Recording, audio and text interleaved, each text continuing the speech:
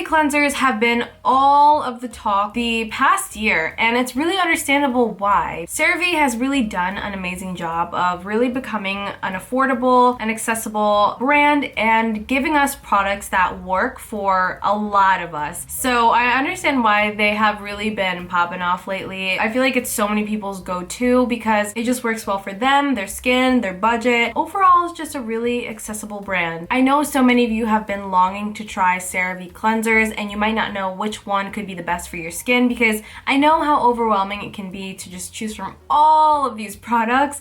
But for today's video, we are going to be talking about CeraVe's cleansers, all 5 of their liquid cleansers: the hydrating facial cleanser, the foaming facial cleanser, the hydrating cream to foam cleanser, the salicylic acid cleanser, and the acne foaming cream cleanser. I know, kind of a lot. We're going to be covering their individual ingredients and also my experience with them because I have been using them for quite a while now. A couple months, I would say. I think it's just as important to talk about the ingredients and the experience because ingredients alone don't really tell the full story, but hopefully this video will help you narrow down which one would be the better option for your skin. Before we get into all of the cleansers, be sure to hit the subscribe button and turn on the post notification bell to be notified every single time I post a new skincare video, so you never miss out. I think a good starting point to ask yourself is, what skin type do I have? Are you oily? Do you produce more oil in your skin all over? Are you dry? Do you not produce enough oil? Or are you combination? Do you produce oil in certain areas of your skin and then dry on some areas? Or are you balanced? Or a lot of people say normal skin type, and I don't like that, so I just use balance because you have like a nice balance between oil production. Another question to ask yourself is, what skin concerns do I want to target? Do you have sensitive skin? Are you acne prone? Do you have acne right now and do you want to treat that? Do you have hyperpigmentation? Do you have keratosis pilaris, rosacea, psoriasis? These are all things to consider when you're picking skincare. It's really good to understand what you're dealing with, like your skin type and your skin concerns, and if you're looking for a cleanser to treat your skin concerns or work alongside your skin concerns on top of just simply cleansing it. Knowing these will really help narrow down your choices and not make it feel so overwhelming. One major commonality with all of these cleansers and all of CeraVe's skincare line is that it all contains their ceramide complex, which is 3 different types of ceramides. Ceramides make up 50% of our skin. They play a really important role in having a healthy, well-functioning skin barrier by locking in moisture and helping keep out any impurities. These are all alcohol, essential oil, fragrance-free, making it suitable for all skin types, not excluding anyone that has sensitivities to any of those ingredients. So the first cleanser is the Hydrating Facial Cleanser. This contains really gentle surfactants.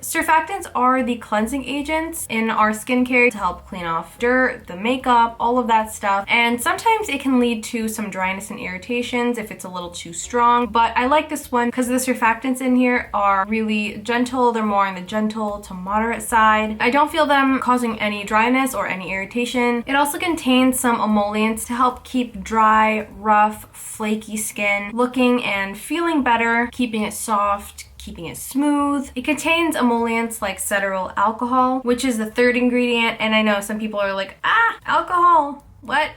But no, this is not the type of alcohol a lot of people are afraid of. This is actually a fatty alcohol. They're actually suitable for most skin types, as opposed to lower molecular weight alcohols. Those are like denatured alcohol. Those ones have a potential to be more irritating to some people. I have nothing against those kinds of alcohols. I actually find them helpful in some formulations, and it kind of helps benefit the overall feel and texture. This is a non-foaming cream-like texture. This cleanser is really suitable for those who have dry and sensitive skin types. I think this is also suitable for people who have balanced skin types. Those who have sensitive and very reactive skin, I actually think you would enjoy this cleanser because it's very, very low risk for irritation. For people who have oilier skin and wear a lot more makeup, this might not be as enjoyable for you because I actually don't think this cleans the skin very well. It's not a heavy duty cleanser where it will clean off, you know, a day's worth of built up oil, built up makeup, makeup, what I recommend is using a first step cleanser like a cleansing balm or a cleansing oil to just help break apart that makeup and then allow the cleanser to clean up the rest. If you want something more heavy duty, the foaming facial cleanser is actually a really good option. This one though is more for people who have balanced to oily to even combination skin types. This has a really nice gel texture that foams up and really gets in there and helps clean any impurities and clean off the makeup really well without stripping the skin. Overstripping can trigger the skin to actually produce more oil. That is the last thing you want, especially for people who naturally produce a lot of oil. This contains some niacinamide to help balance any oil production. It actually is good in hydrating, keeping the skin barrier healthy. It helps with inflammation and evening out the skin tone. It has that brightening effect and over time can help lighten any hyperpigmentation. This is an ingredient that is great for oily skin and acne prone skin. I would say this cleanser is even suitable for some people who have sensitive skin. My sister, she has sensitive skin and this actually works well for her. She prefers this way more than she does the hydrating cleanser because she doesn't really think that it gets all of her makeup and her sunscreen.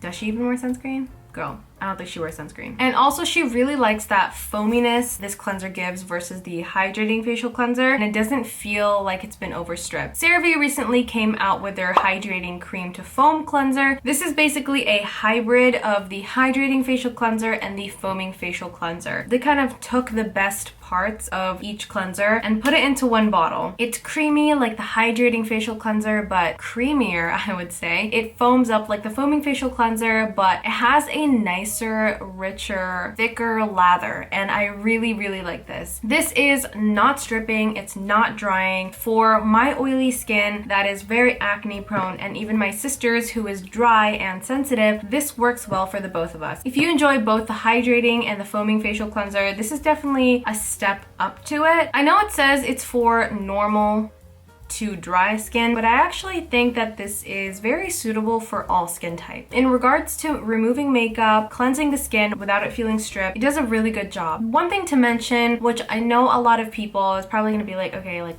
whatever. It does have a longer ingredients list. So the shorter an ingredients list, the less risk for any sensitivities to occur. But it's not something to overly stress about. Just if you have extremely, extremely sensitive skin, that is something to note. In that case, the hydrating facial cleanser might be a better option for you. This is a very, very satisfying cleanser. Here I go with the analogies, but I'm just gonna say this one. You know when you're really hungry and you crave a particular food and you settle for something else which does the job of making you feel full, but you're not like fully satisfied because it's not what you really wanted. The hydrating facial cleanser and the foaming facial cleanser is that food that you settled for.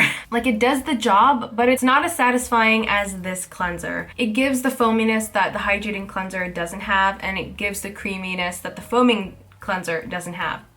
I have like a brain fart right now. This is packed with skin-loving ingredients to hydrate and moisturize. This is my favorite cleanser of the line. Very good experience overall. So the next one is the Renewing Salicylic Acid Cleanser. I would recommend this cleanser for those who have balanced to oily skin and who have skin concerns like acne, if you have stubborn white and blackheads. This contains salicylic acid, which is a beta-hydroxy acid. This exfoliates the skin by loosening dead skin cells, especially inside of our pores, to help unclog and release any blockage inside of the pore to allow the skin to flow naturally, preventing any breakouts. This is a very preventative type of ingredient. This also contains niacinamide. As I mentioned before, it helps fade hyperpigmentation, prevents breakouts, help with any dullness, brightens the skin, wound healing. I mean, the list goes on. Salicylic acid can be a pretty drying ingredient, but just like a lot of skincare treatments out there for acne or oiliness, like retinoids, benzoyl peroxide, they all can be drying at first, but those side effects like the dryness kind of goes away eventually once your skin begins to adjust to it. This has a really nice gel to foam texture. Kind of feels similar to the foaming facial cleanser. It gives that really nice, satisfying lather. Last but not least, we have the Acne Foaming Cream Cleanser. This is another regular cleanser for those who have more balanced, oily skin, who have acne. I would not recommend this for people who don't have an issue with acne because it contains an ingredient called benzoyl peroxide. And benzoyl peroxide is very drying and it's unnecessary for those who are not dealing with acne. So if you don't have acne, don't even consider this.